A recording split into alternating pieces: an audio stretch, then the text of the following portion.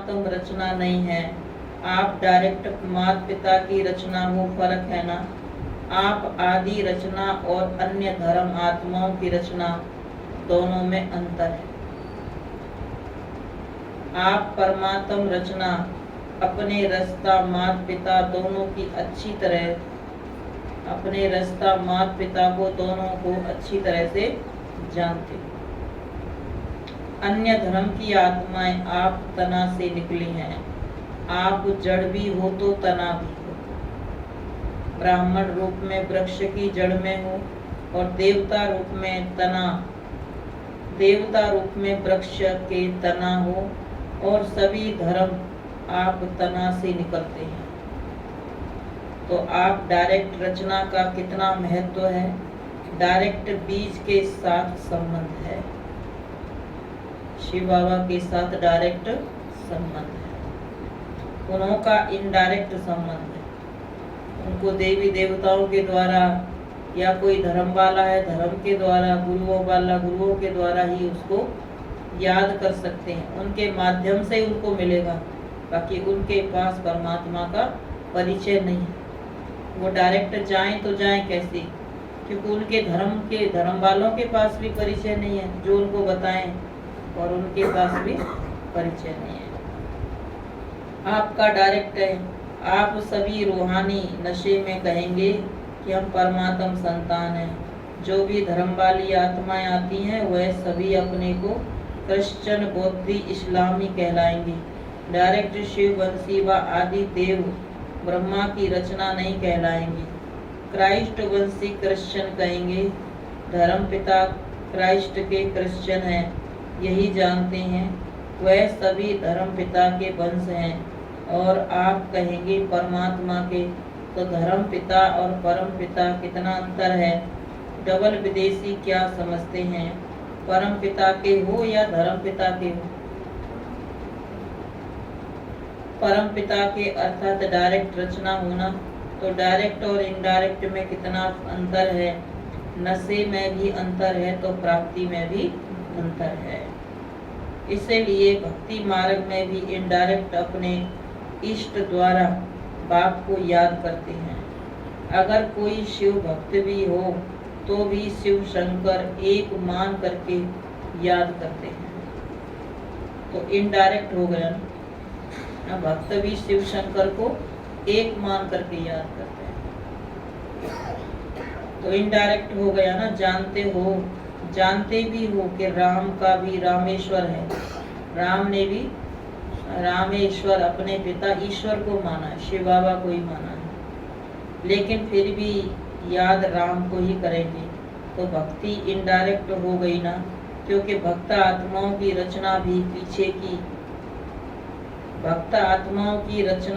पीछे की आत्माएं हैं। आप डायरेक्ट परमात्मा वंशी आत्माएं हो। द्वापर में भक्ति भी करते हो ना, बिना पहचान के भी। पहले शिव बाप की भक्ति करते हो। ब्रह्मा विष्णु शंकर यह सूक्ष्म देवताओं की पूजा पीछे शुरू होती है, आदि में नहीं। तो अन्य आत्माएं रचना भी इनडायरेक्ट आत्माओं द्वारा है, और भक्ति में भी इनडायरेक्ट भक्ति है। आप डायरेक्ट भक्त हो, इनडायरेक्ट नहीं। अर्थात शिव की पूजा ही आरंभ करते। द्वापर युग से बाबा ने कहा डायरेक्ट शिव की ही पूजा, क्योंकि अभी भी डायरेक्ट परमात्मा के बच्चे हो।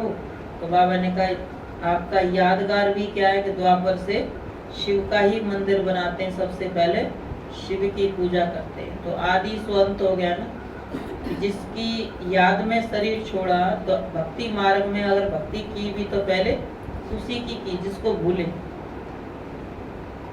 तो प्राप्ति में भी देखो, आप डायरेक्ट आत्माओं अर्थात डायरेक्ट रचना को अनेक जन्मों के लिए वर्षा जीवन मुक्ति का मिलता है। अन्य आत्माओं को जीवन मुक्ति का वर्षा इतने समय का नहीं मिलता है। आपकी जीवन मुक्ति आधा कल्प चलती है, और अन्य आत्माओं को जीवन मुक्ति और जीवन बंध दोनों ही आधा कल्प के अंदर मिलता है। अन्य आत्माओं को जीवन बंध सुख दुख जो भी मिलता है वो द्वापर से कलयुग के अंदर ही मिलता है। वह भी द्वापर से आदि वाली आत्माओं को, पीछे वाली आत्माओं को तो थोड़े जन्मों में ही दोनों प्राप्ति हो जाती है। और विशेषता यही है कि आपकी जीवन मुक्ति अर्थात गोल्डन सिल्वर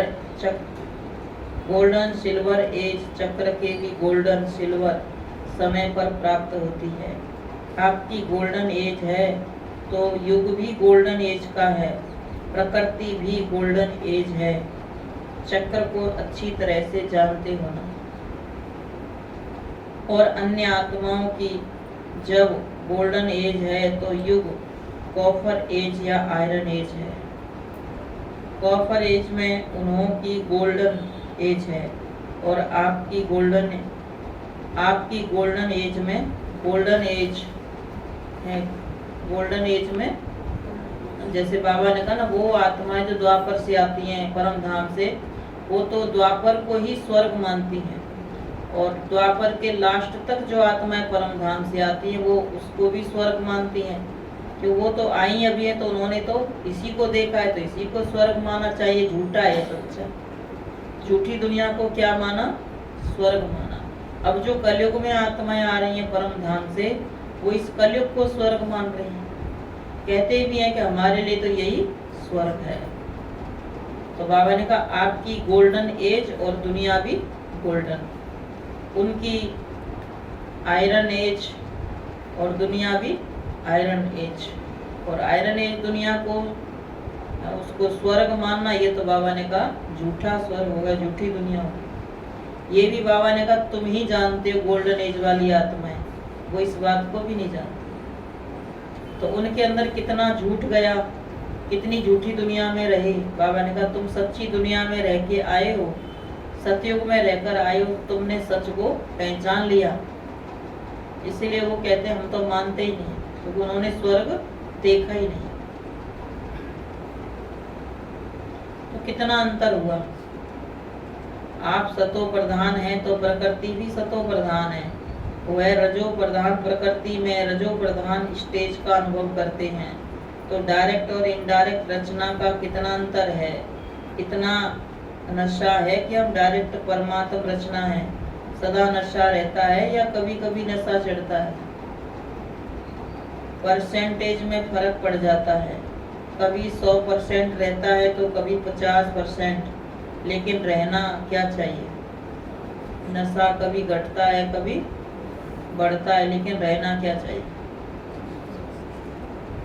क्योंकि युद्ध का मैदान है, नशा उतारने वाले भी हो जाते हैं, चढ़ाने वाला तो एक परमात्मा है। कोई कोई मिलता है जो अच्छा पुरुषार्थ कराने में हमको सहयोग देता है, बाकी तो नशा उतार देती है माया किसी के द्वारा। तो बाबा कहते एक मल्ल युद्ध होता है, योद्धा चाहे पिटता रहेगा, हार खाता रहेगा, लेकिन फिर भी वो मन में ये सोचता है कि अब किसका नंबर उसको गिराएगा। वो मन में क्या सोचता है, किसको गिराऊंगा, अब कि मैं इस पर जीत पाऊंगा। वो अपनी हार नहीं मानता है, गिरने के बाद भी अपनी हार नहीं मानता है। उसके अंदर और बल आता है और शक्ति आती है, क्योंकि उसके मन में यह है कि मुझे जीतना है। तो बाबा कहते इस युद्ध के मैदान में भी वही जीत पाता है जिसने अपने मन को, आत्मा को इतना स्ट्रॉन्ग मजबूत किया है कि मुझे तो सतयुग में जाना ही है, कुछ भी हो मुझे सतयुग में जाना है। तो बाबा ने कहा उसके सामने चुनौती तो अनेक प्रकार की आएंगी, लेकिन परमात्मा की शक्ति भी उसको बहुत मिलेगी, तो विजयी बन जाएंगे। तो बाबा ने कहा परसेंटेज में फर्क तो पड़ जाता है ना, कभी 100% रहता है नशा, कभी 50%। लेकिन रहना क्या चाहिए? सदा एक रस रहना चाहिए। तो चाहिए कब तक करते रहेंगे? सदा नशा रहता है या फलक से नहीं कहते हो रहना चाहिए, कहते हो। तो सर्व संपूर्ण बनना अर्थात जिसमें यह चाहिए शब्द समाप्त हो जाए, सभी के मुख से यह निकले कि सदा है, उसके लिए कितने वर्ष चाहिए? नशा सदा चढ़ा रहे, उसके लिए कितने वर्ष और चाहिए? बाप भी चाहिए, पूछता है बाप भी चाहिए पूछता है कितने वर्ष चाहिए, 10 वर्ष चाहिए, उससे भी ज्यादा या कम चाहिए। सदा एक स्थिति बनाने में कितना समय और चाहिए, बाबा कहते। क्योंकि तपस्या वर्ष आरंभ किया, अब तो समाप्ति का समय आ गया। लेकिन जब आरंभ किया तो सबने क्या संकल्प किया, संपन्न बन जाएंगे, यह सोचा था ना। वर्ष समाप्त हुआ लेकिन आप संपन्न हो गए ना, और वर्ष चाहिए। औरों को चैलेंज करते हो कि सेकंड में मुक्ति, जीवन मुक्ति का वर्षा लो, या कहते हो 25 वर्ष में वर्षा लो सेकंड में। तो 12 मास में कितने सेकंड, कितने दिन हुए। अगर बाबा 12 मास का भी समय देते तो उसमें कितने दिन, कितने सेकंड हुए। तो सबको संपन्न बन जाना चाहिए या अभी और समय चाहिए, क्या रिजल्ट है, कितने वर्ष चाहिए ये बता दो। नहीं तो दूसरे वर्ष समाप्त होगा, नहीं तो दूसरा वर्ष समाप्त होगा, फिर यही गीत गाएंगे कि अभी और समय चाहिए। यह चाहिए चाहिए का गीत कितने समय का है। गीत का भी है 3 व 5 मिनट टाइम होता है। गीत गाने का भी 3 मिनट 5 मिनट टाइम होता है। तपस्या वर्ष में दृढ़ संकल्प किया या संकल्प किया, दृढ़ता की निशानी है सफलता। फिर तो इस वर्ष और फोर्स की तपस्या चाहिए ना, या सेवा करनी है। दोनों ही नहीं कर सकते हो। आपका कर्म योगी टाइटल नहीं है, योगी है। देखा जाए तो सेवा उसको ही कहा जाता है जिसमें स्व और सर्व की सेवा समाई हुई। सेवा उसी को कहा जाता है जिसमें अपनी भी सेवा हो और औरों की भी सेवा हो जाए। जब दूसरों को ज्ञान सुनाते हैं तो अपने को भी सुनाते हैं। पहले अपने अंदर आता है कि ये अपने अंदर है या नहीं है। योग का दान जब दूसरे को देते हैं तो उसकी सकाश पहले अपने को ही मिलती है। तो दूसरों की सेवा में अपनी सेवा तो हो ही जाती है। बाबा ने कहा दूसरे की सेवा करें और अपनी सेवा में अलबेले हो जाएं तो उसको वास्तव में यथार्थ सेवा नहीं कहेगी। अब कोई अपने लिए योग के लिए नहीं उठते हैं तो फिर कहा जाए कि चलो आप विश्व की आत्माओं को सवेरे उठ करके सकाश दो, तो उनके लिए तो उठेंगे। उनको जब सकाश देंगे तो विश्व में अपने आप को भी तो देखेंगे। खुद भी तो विश्व के अंदर ही है, तो खुद को भी सकाश मिल ही जाएगी। सेवा की परिभाषा, तो बाबा ने कहा वास्तव में सेवा यथार्थ सेवा नहीं कहेंगे। सेवा की परिभाषा ही है सेवा के मेवे मिलते हैं। सेवा अर्थात मेवा, फ्रूट, फल, प्रत्यक्ष फल। सेवा करो मेवा खाओ। अगर स्वयं के तरफ अलबेले बन जाते हो, स्वयं के तरफ अलबेले बन जाते हो तो वह सेवा मेहनत है, खर्चा है, थकावट है, लेकिन प्रत्यक्ष फल सफलता नहीं है। पहले स्वयं को सफलता, बाबा ने कहा पहले स्वयं को सफलता, साथ में औरों को भी सफलता की अनुभूति हो। साथ साथ स्वयं को औरों को नहीं तो भी यथार्थ सेवा नहीं। खुद को सफलता नहीं मिलती, औरों को नहीं मिलती तो भी यथार्थ सेवा नहीं। और औरों को हो, स्वयं को नहीं हो तो भी यथार्थ सेवा नहीं है।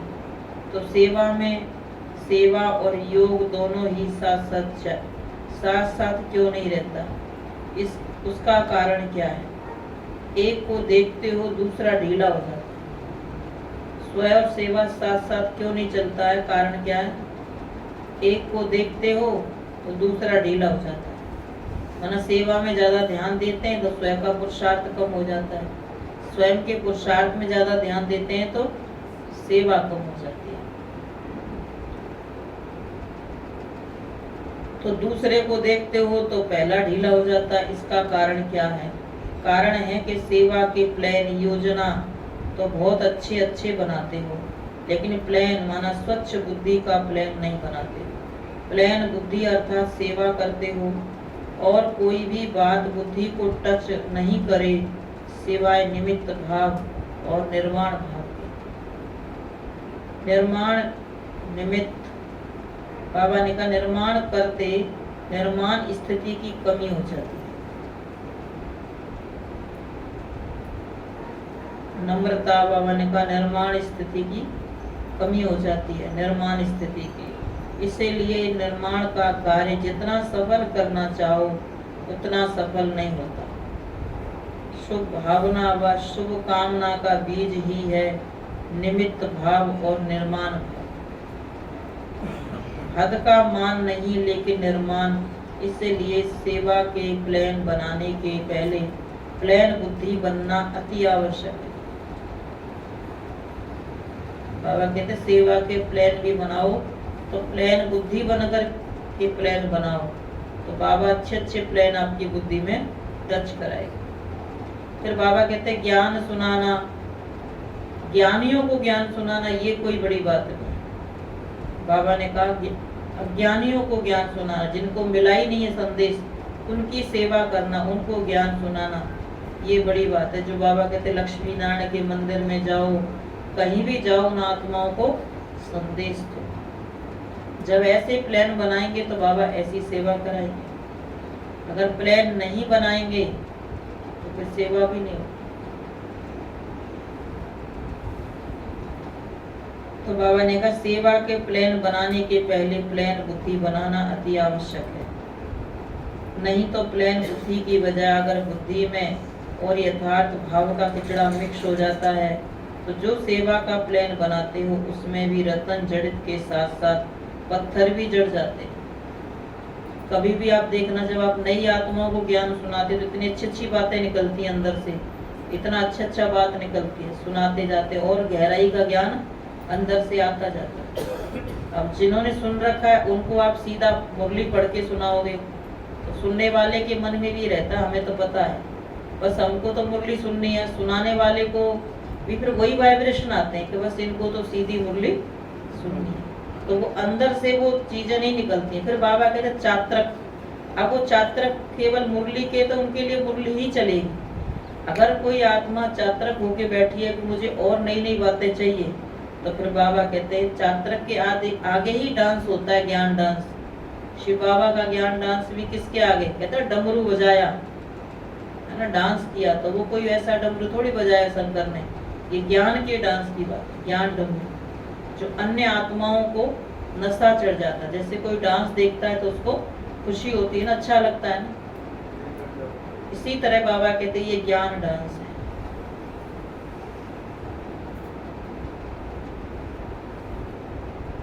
तो बाबा ने कहा उसमें भी रतन जड़ित के साथ साथ पत्थर भी जड़ जाते हैं, रतन और पत्थर मिक्स हो जाते हैं।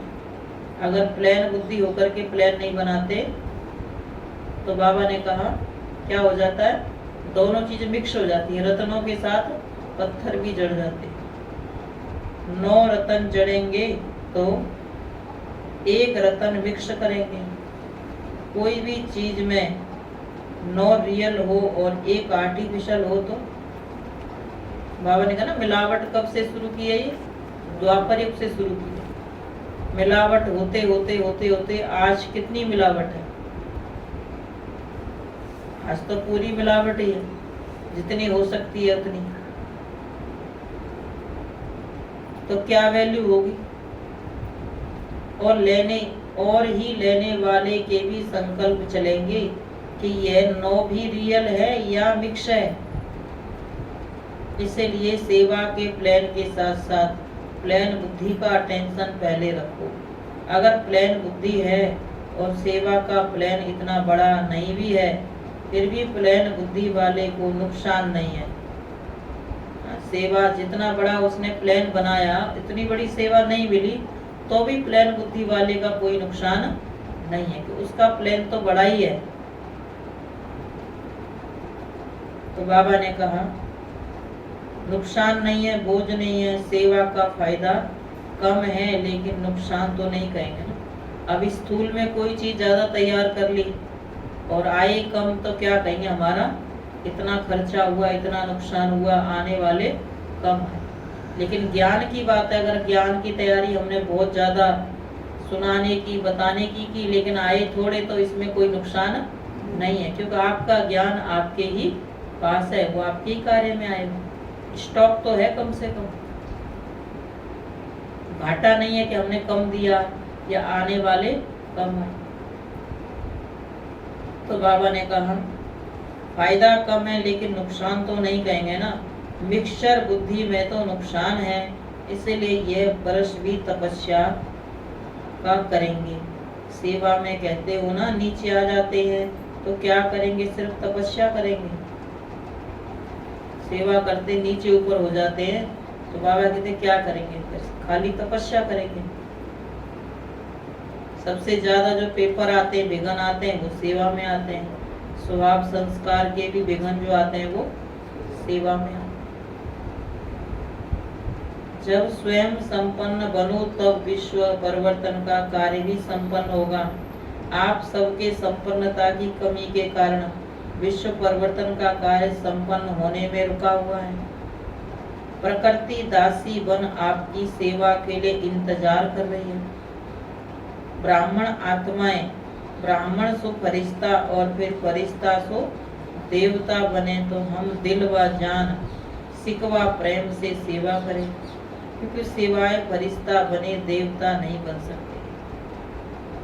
ब्राह्मण से फरिश्ता बनना ही पड़े, और फरिश्ते का अर्थ ही है जिसका पुरानी दुनिया, पुराने संस्कार, पुरानी देह के प्रति कोई आकर्षण का रिश्ता नहीं। अब जितने ज्यादा हम रिश्ते निभाते हैं उतने ही हमारे संबंध जुड़ते हैं।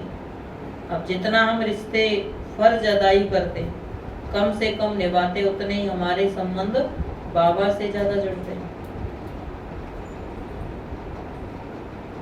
तो बाबा ने कहा ब्राह्मण से फरिश्ता बनना ही पड़े। तो फरिश्ता अर्थात तो पुराने संस्कार, पुरानी देह की प्रति कोई आकर्षण का रिश्ता नहीं, तीनों में पास चाहिए, तीनों से मुक्त। पुराने संस्कार, पुरानी देह, कोई रिश्ता नहीं, कोई आकर्षण नहीं। तो क्या चाहिए, बाबा ने कहा तीनों से ही मुक्त। वैसे भी ड्रामा में पहले मुक्ति का वर्षा है, फिर जीवन मुक्ति का। वाया मुक्ति धाम के आप जीवन मुक्ति में नहीं जा सकते।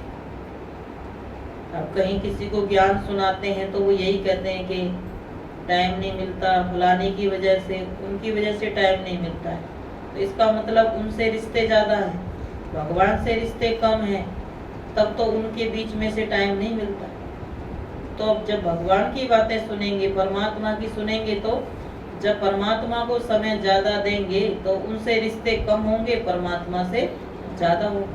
तो जिसको ज्यादा समय देंगे उसी से हमारा संबंध ज्यादा जुड़ेगा। आज संबंधियों को सारा समय दिया तो उनसे सारे संबंध जुड़ गए, उनमें व्यस्त हो गए, अब भगवान के लिए समय नहीं बचा। जब भगवान को समय बढ़ाते जाएंगे, देते जाएंगे, तो उनसे संबंध कम होंगे, भगवान से ज्यादा जुड़ेंगे। कराएगा तो परमात्मा, उनकी भी सेवा फिर परमात्मा ही कराएगा। ऐसे नहीं कि उनको छोड़ देंगे, पर बाबा की याद में सेवा के अर्थ उनको समय देंगे, उनकी भी सेवा होगी। अभी हम लौकिक के नाते से उनको निभाते हैं तो उनकी सेवा नहीं होती। जब भगवान से संबंध जोड़ के फिर उनकी सेवा करेंगे तो उनको भी अलौकिकता महसूस होगी। तो फरिश्ता अर्थात मुक्ति और जीवन मुक्ति, मुक्त और मुक्ति फरिश्ता, मुक्त और मुक्त फरिश्ता सो जीवन मुक्त देवता बनेंगे। तो कितने परसेंटेज फरिश्ते बने, कितने परसेंट फरिश्ते बने कि ब्राह्मण बनने में ही खुश हो। फरिश्ता बनना अर्थात अव्यक्त फरिश्ता।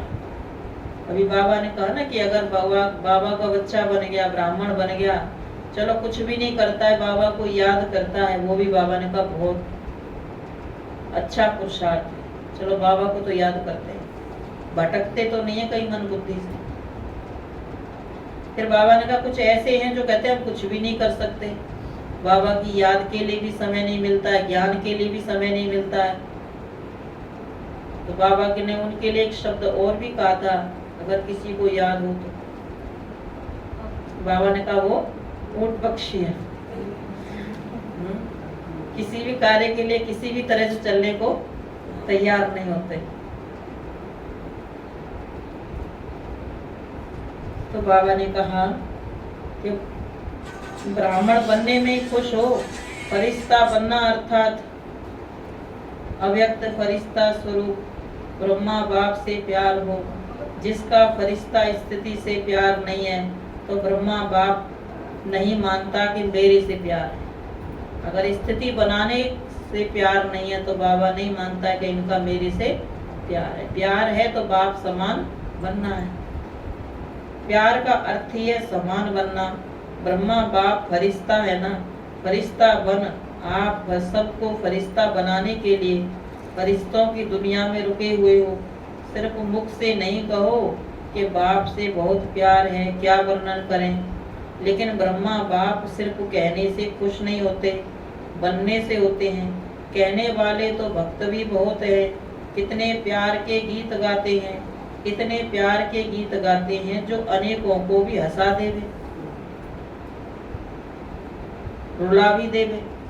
कितने प्यार से गीत गाते हैं भक्त भगवान के सामने, जो रुला भी देवे अनेकों को और हंसा भी देवे। वह सब कहने वाले हैं और आप हो बनने वाले। उनका वही मन रस है, वही कल रस है, जो हंस भी लेते हैं, रो भी लेते हैं। वही प्राप्ति है उनकी। बाकी स्थायी रहने वाली प्राप्ति नहीं है कि वो हमेशा ऐसी स्थिति बनी रहे। जब तक उसका गा रहे हैं, बजा रहे हैं, तब तक ही खुशी है उनको। तो बाबा ने कहा अगर सिर्फ कहते रहते हो तो समझो अभी भक्ति का अंश रहा हुआ है। करेंगे, आएंगे, सोचेंगे, देखेंगे तो अभी भक्ति का अंश रहा हुआ है। अगर ऐसे ही बोलते रहते हैं, ज्ञानी तू आत्मा, योगी तू आत्मा नहीं कहेंगे, लेकिन भक्त योगी आत्मा कहेंगे। अब क्या करेंगे? कोई नवीनता दिखाएंगे या जैसे इस वर्ष किया वही करेंगे? अब भक्ति का अंश है, अभी बाबा के बच्चों में भक्ति का अंश है। जब कोई त्योहार आता है, मावश पूर्णिमा कोई त्योहार आएगा, उस दिन उसी में रह जाते हैं, क्लास में नहीं आते। तो है भक्ति का अंश। नहीं तो बाबा कहते वो काम आगे करो, पीछे करो, कभी भी करो, लेकिन जो समय परमात्मा को निश्चित करके दिया हुआ है उसको इधर उधर मत करो, उसमें कटौती नहीं करो। लेकिन उस समय क्लास ही मिस कर देते हैं। तो बाबा बड़ा, बाबा की मुरली बड़ी, या वो भक्ति मार्ग के मावश पूर्णिमा या त्योहार बड़े। भगवान तो जड़ है ना, और वो जड़ की पत्ते कहो उनको, जड़ के वृक्ष के पत्ते को, तो पत्तों से तो इतना प्यार है और जड़ से हमारा प्यार नहीं है, तो उसको छोड़ देते हैं। कल भी बाबा ने मुरली में एक शब्द बोला था कि बाबा के सामने कोई आवे तो रेगुलर हो वो आवे।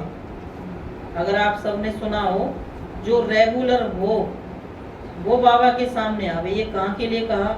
बाबा ने मधुबन के लिए कहा कि बाबा के सामने बाबा से मिलने आना है तो रेगुलर आप क्लास करते हो, सेंटर पर जाते हो, तो ही बाबा के सामने जाओ। रेगुलर वालों को पता है कि बाबा की कीमत क्या है, भगवान कौन है, क्या है। जो क्लास करते ही नहीं उनको भगवान की कीमत क्या है। फिर भी बाबा ने कहा सब चले जाते हैं। बाबा ने कहा उसमें झूठे भी और सच्चे, बहुत झूठे भी हैं जो चले जाते हैं। तो बाबा तो उनको नहीं देगा ना, बेशक वो जा रहे हैं, अपना खर्चा कर रहे हैं, सामने बैठे हैं, तो भी बाबा उनसे नहीं देख रहा है, नहीं मिल रहा है। बाबा की दृष्टि उन पर ही जाएगी जो रेगुलर है, जो सच्चे मन से परमात्मा को याद करते हैं। तो उनका खर्चा भी फालतू हुआ, मेहनत भी फालतू हुई, बस अपना घूम फिर के आ गए, जैसे और तीर्थों पर जाते हैं। फिर बाबा ने कहा जो करना है वो कर लेते हैं। झूठे हैं जब भी तो करते हैं ना, सच्चे होते तो नहीं करते कुछ, ब्याह शादियां भी कर लेते हैं, सारे काम कर लेते हैं। तो बाबा से सच में थोड़ी मिलने गए थे, झूठे ही थे, झूठे ब्राह्मण बन के गए थे। सच्चे होके जाते हैं ना तो फिर भगवान की बात मानते, उस पर चलते। बाबा ने कहा ऐसे झूठे भी बहुत आ जाते हैं।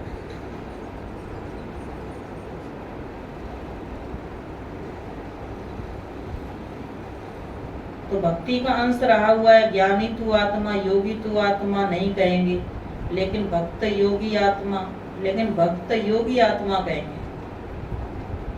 भक्ति से योग लगा हुआ है, भक्त योगी आत्मा कहेंगे। अब क्या करेंगे? कोई नवीनता दिखाएंगे या जैसे इस वर्ष किया वही करेंगे? ऐसा भी समय आएगा जो बाप दादा उन्हों से ही मिलेंगे जो करने वाले हैं। ऐसा भी समय आएगा बाबा सिर्फ उन्हीं से मिलेंगे जो करने वाले, जो बाबा की बात को मानने वाले, उसके लिए कुछ कर दिखाने वाले।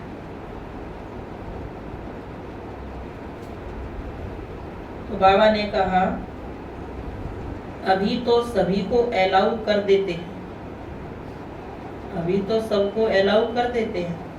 भावना वाले भी आ जाओ, ज्ञानी योगी तो आत्मा भी आ जाओ, लेकिन समय परिवर्तन होना ही है। इसीलिए अपने ऊपर और 10 गुना अंडरलाइन करके परिवर्तित होकर दिखाओ। फिर बाप दादा को उलाहना नहीं देना कि ऐसे कैसे होगा, ऐसे क्यों किया। आप पुरुषार्थ में स्ट्रिक्ट नहीं होते तो बाप को स्ट्रिक्ट होना ही पड़ेगा। आप पुरुषार्थ में स्ट्रिक्ट नहीं होते तो बाप को तो होना ही पड़ेगा।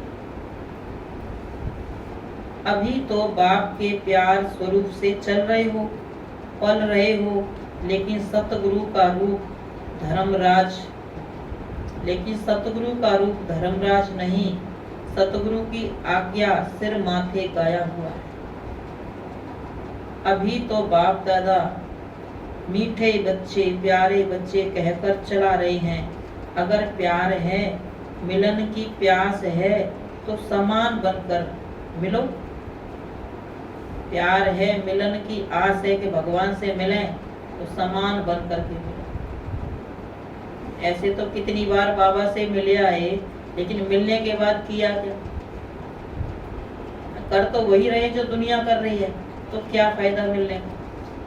बोझ चढ़ता है, पाप चढ़ता है। अगर आत्माएं परमात्मा के मिलने के बाद उसकी अवज्ञा करती हैं, श्रीमत का उल्लंघन करते हैं, तो एक का 100 गुना पुण्य भी है तो एक का 100 गुना पाप भी।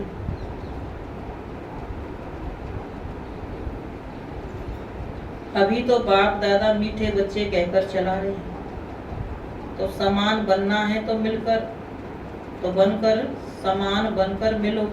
महान अंतर में नहीं मिलो, समान बनकर मिलन में बहुत मजा है। ये मजा और है।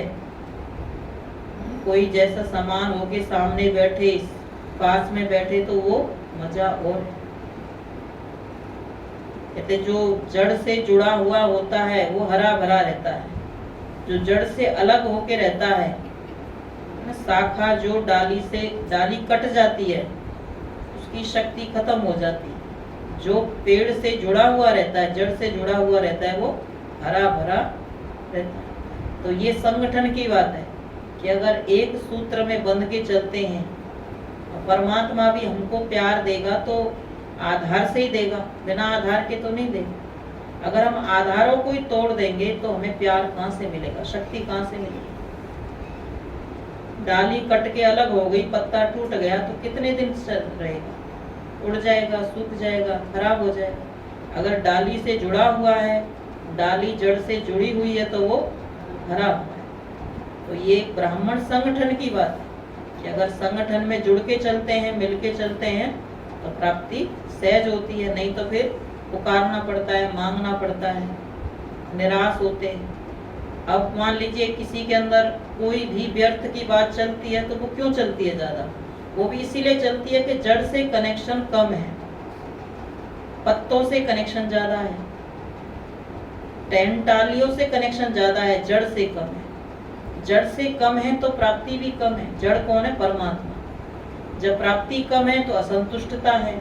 जब असंतुष्टता है तो फिर जो असंतुष्ट हैं उन्हीं का साथ रखते हैं, उन्हीं की बातें सुनते हैं, उसी में रहते हैं। तो जो प्राप्ति होती है वो भी हमारी खत्म होती जाती है। जितना सुनते हैं वो हमारा खत्म हो जाता है, जमा नहीं होता। तो बाबा ने कहा समान बन करके मिलन में बहुत मजा है, ये मजा और अच्छा है।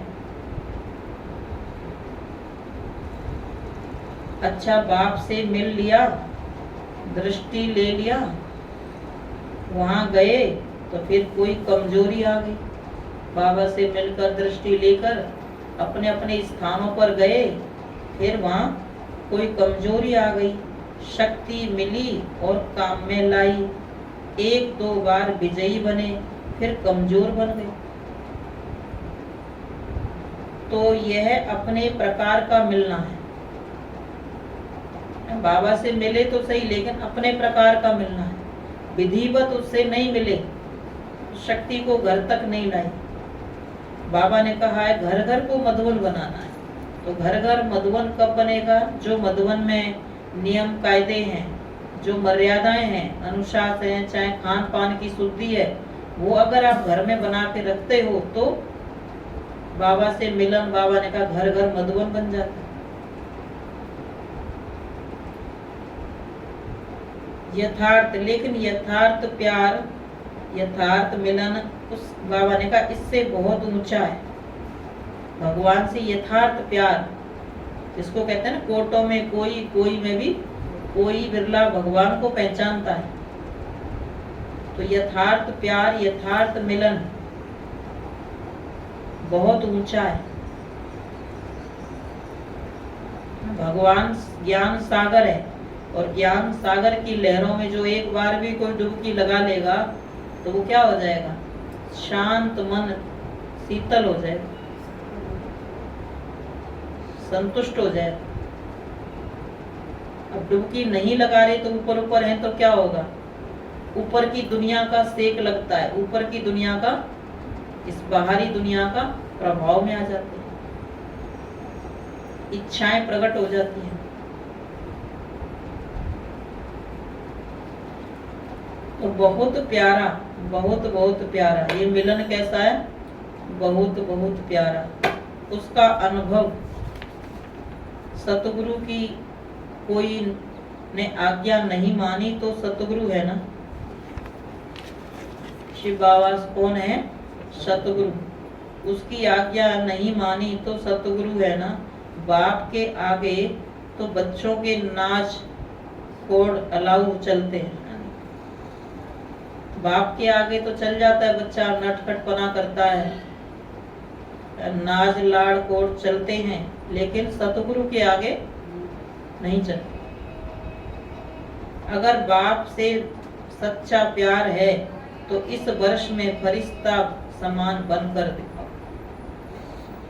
नाच नखरे करना माना एक दूसरे को देखना, एक दूसरे को देखकर अपनी अवस्था को खराब करना, अपनी स्थिति को खराब करना, एक दूसरे की बात अपने मन में लाना, अपने मन को खराब करना, यही नाच नखरे हैं, यही लाड़ कोड है ना। बाबा ने कहा वो चाहते हैं कि कोई मुझे पूछे, मेरे आगे झुके, मुझे सम्मान दे तो मैं चलूं, इच्छाएं रखना।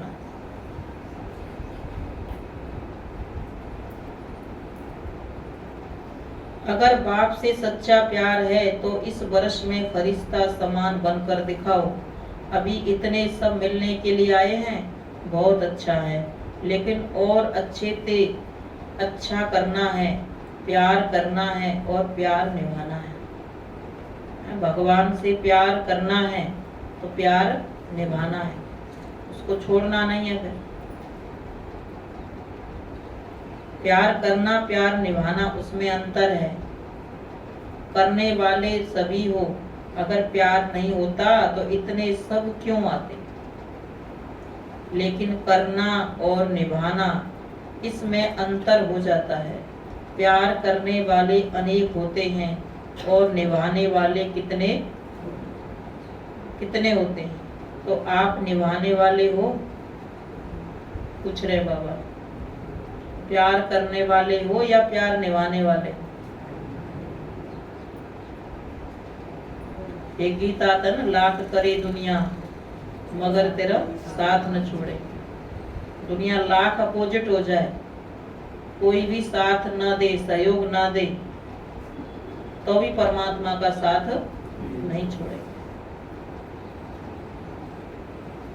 तो ये है निभाना। तो बाबा ने कहा निभाने वाले हो, निभाने वाले कितने होते हैं? तो आप निभाने वाले हो। निभाने वाले फिर चाहिए चाहिए नहीं कहेंगे। प्रैक्टिकल है, सिर्फ मुख से नहीं, मुख से नहीं, हाथ खड़े करने से भी नहीं, प्रैक्टिकल है। वो तो बाबा कहता है ना, जिन्होंने हाथ खड़े किए वो बाबा कैमरा दिखाएगा, टीवी दिखाएगा कि तुमने ये हाथ खड़ा किया था, अब देखो कहाँ हो, वायदा भूल गए हो। पिछले जन्म के तो भूल गए, किसी को याद नहीं है कि हमने भगवान से कुछ कहा भी था, मिलने के लिए वायदा किया था, अब भगवान मिल गया, याद नहीं है। लेकिन इस जन्म में तो भगवान से वायदा किया है ना। जब मधुबन में जाते हैं बाबा के सामने, तो बाबा ने कितनी बार हाथ उठवाए और कितनों ने हाथ उठाए। बाबा ने कहा इनका फोटो निकालो, तो बाबा को फोटो तो दिखाएगा ना। सबने हाथ खड़े किए उसमें तो बहुत प्यार से हाथ किए थे, खड़े किए थे। ये नहीं पता कि आगे आने वाले समय में जो हमने हाथ खड़े किए थे, जो प्रतिज्ञाएं की थी, वो सब निभानी पड़ेंगी। निभाने के लिए किए थे, झूठे हाथ खड़े नहीं किए थे।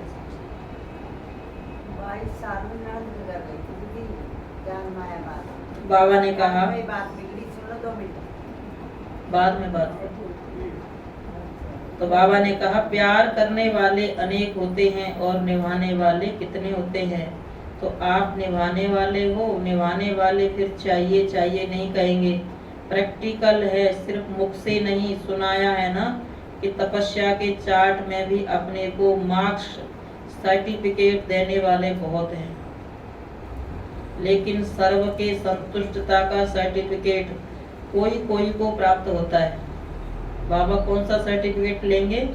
कि आप खुद भी संतुष्ट हुए और आपने औरों को भी संतुष्ट किया।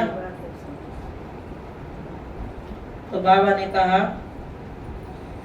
संतुष्टता का सर्टिफिकेट कोई कोई को प्राप्त होता है। चार्ट रखने वाले भी बहुत निकले हैं, अपने को अच्छे से अच्छा सर्टिफिकेट देने वाले भी बहुत निकले हैं।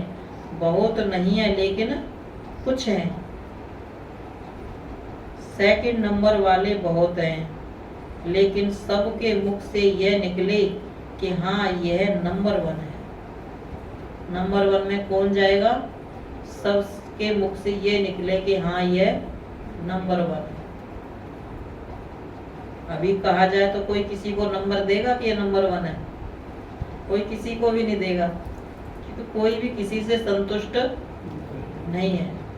कि खुद भी अप्राप्ति है तो फिर दूसरे से संतुष्ट कैसे होंगे? तो बाबा ने कहा कई बच्चे कहते हैं हम तो ठीक हैं, लेकिन कोई कोई आत्मा का कोई कड़ा हिसाब है हमारे से, जो कितना भी उनको संतुष्ट करो। कोई कोई आत्मा का हमारे से हिसाब किताब है, जो उनको कितना भी संतुष्ट करो करते हैं, लेकिन वह संतुष्ट होता ही नहीं है। बाप दादा ने पहले भी कहा था कि अगर ऐसा कोई कड़ा हिसाब किताब भी है तो भी कम से कम 95% सर्टिफिकेट मिलने चाहिए। चलो 2-4 आत्माएं हैं, 8-10 आत्माएं भी ऐसी हैं जो असंतुष्ट हैं, बाकी मेजॉरिटी तो संतुष्ट होनी चाहिए। 95% का तो सर्टिफिकेट चाहिए। तो बाबा भी 5% बाबा दे देगा। तो बाबा ने कहा 5% का कड़ा हिसाब किताब है, वह भी माफ है। बाबा उसको क्या कर देगा? माफ कर देगा। लेकिन 95% दिल से दुआएं दी। कई ऐसे कहते हैं कि सबसे संतुष्ट कौन है। कहते कौन संतुष्ट बना है आज तक, सबसे संतुष्ट कौन है। ऐसा तो एक भी दिखाई नहीं देता जो कहे कि मैं सबसे संतुष्ट हूँ या सब मुझसे संतुष्ट है। ऐसा तो एक भी दिखाई नहीं देता। बड़ों के लिए भी सोचते हैं कि इनसे ही नाराज हैं तो हमसे हुए तो क्या बड़ी बात है, लेकिन उन्हों से 95% दिल से राजी है। बड़ों की बात दूसरी है, बड़ों को जज बनना पड़ता है तो दो में से एक की बात हाँ करेंगे वह कहेंगे बहुत अच्छे हैं, और जिसको ना करेंगे वह कहेंगे यह भी अच्छे नहीं है। अगर आपने किसी के लिए सर्टिफिकेट दे दिया कि ये तो बहुत अच्छे हैं तो दूसरे क्या कहेंगे, ये तो बिल्कुल अच्छे नहीं है, आप इनको अच्छे बता रहे हो, वो सर्टिफिकेट को कैंसिल कर देंगे। तो बड़े सर्टिफिकेट देंगे लेकिन छोटे क्या करेंगे, उसको कहेंगे ये तो बिल्कुल अच्छे नहीं है। तो बाबा ने कहा तो बड़ों को जज बनना पड़ता है तो दो में से एक की बात ही हाँ करेंगे, बहुत अच्छे हैं, और जिसको ना करेंगे वह कहेंगे ये भी अच्छे नहीं है। तो जज एक को ही हाँ करेगा ना, या दोनों को? जो जीतेगा कौन, जिसके लिए जज हाँ करेगा, दोनों के लिए हाँ थोड़ी करेगा। तो वह बातें अलग बात है, लेकिन दिल की तपस्या, दिल का प्यार, निमित्त भाव, स्वभाव, वो सर्टिफिकेट सामने देखो। दिल की तपस्या, दिल का भाव क्या है, स्वभाव, निमित्त भाव, प्यार का भाव, स्वभाव, वो सर्टिफिकेट सामने देखो। संतुष्ट करना माना कोई ये नहीं किसी के आगे पीछे घूमना, किसी को बहुत ज्यादा खुश करना। संतुष्ट माना दिल से भी प्यार हो, शुभ भाव हो, निमित्त भाव। तो यह बाबा ने कहा, यह नहीं कॉपी करो कि बड़ों से भी संतुष्ट नहीं है, हम तो पास हो ही जाएंगे। ऐसे नहीं सोचो 95% अगर संतुष्ट हैं तो नंबर मिल जाएगा। समझा? अच्छा, चारों ओर के आदि पिता के आदि रचना, डायरेक्ट रचना, श्रेष्ठ आत्माएं, सर्व जीवन मुक्त का वर्षा, अनेक जन्म प्राप्त करने वाली आत्माएं, सर्व ब्राह्मण सो फरिश्ता, फरिश्ता सो देव आत्मा बनने वाली अधिकारी आत्माएं, सदा प्लेन बुद्धिवन, सेवा के प्लेन में फरिश्ता, सेवा के प्लेन में सफलता प्राप्त करने वाली आत्माएं, बाप से सच्चा स्नेह, सच्चा प्यार निभाने वाली सर्व समीप आत्माओं को बाप दादा का याद प्यार और नमस्ते। हम रूहानी बच्चों की रूहानी माता पिता बाप दादा को गुड मॉर्निंग, नमस्ते नमस्ते बाबा नमस्ते। वरदान। बाबा ने आज कहा, कंट्रोलिंग पावर द्वारा तूफान को भी तोहफा बनाने वाले। कंट्रोलिंग पावर द्वारा तूफान को भी तोहफा बनाने वाले यथार्थ योगी भव।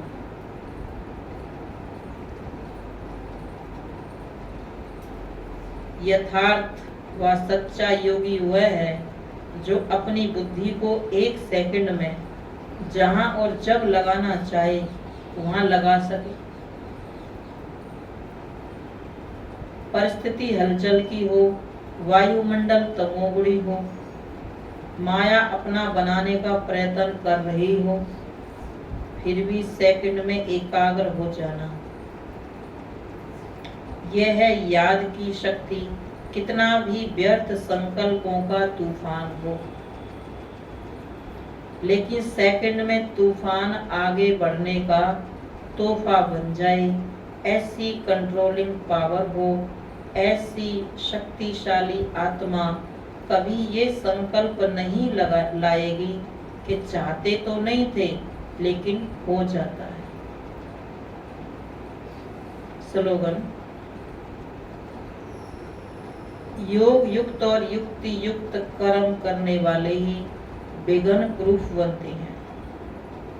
योग युक्त और युक्ति युक्त कर्म करने वाले ही विघ्न प्रूफ बनते हैं। तो आज की मुरली का सार बाबा ने कहा, हिसाब किताब ब्राह्मण आत्माओं के हिसाब किताब बाबा ने कहा ब्राह्मणों से ही है। जब से बाबा के बच्चे बने तब से बाबा ने कहा वो लौकिक वाले हिसाब किताब पूरे हुए, अभी हिसाब किताब ब्राह्मणों से हैं, क्योंकि 84 जन्म लिए, तो 84 जन्म में अब जो बाकी शेष रहा हुआ है वो ब्राह्मणों से हिसाब किताब बाबा कहते चुकतू होंगे। उसके आधार पर कौन नंबर आगे लेता है, बाबा ने कहा कौन कितना सर्टिफिकेट प्राप्त करता है, उस अनुसार बाबा ने कहा पद प्राप्त होगा। फिर हिसाब किताब के लिए बाबा ने कहा ना, कोई कहे कि इसके साथ बहुत मुश्किल है, तो बाबा ने कहा अगर किसी का पेपर होता है और किसी का सेंटर कहीं पड़ जाता है और वहाँ पेपर देने पड़े तो वो ये कहेगा इसमें पेपर मुझे नहीं देना है, उस समय तो उसको पेपर देना ही है। उस समय अगर वो ये सोचे, ये कहे कि यहाँ पेपर मुझे नहीं देना है, तो वो तो क्या होगा, वो तो उस पेपर से भी रह जाएगा।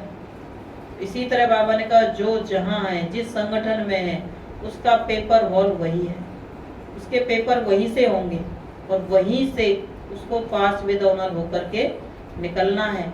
और वो ब्राह्मण ही बाबा ने कहा उसके मददगार भी हैं, उसको सर्टिफिकेट भी देने वाले हैं और सर्टिफिकेट लेने वाले भी हैं। ओम शांति।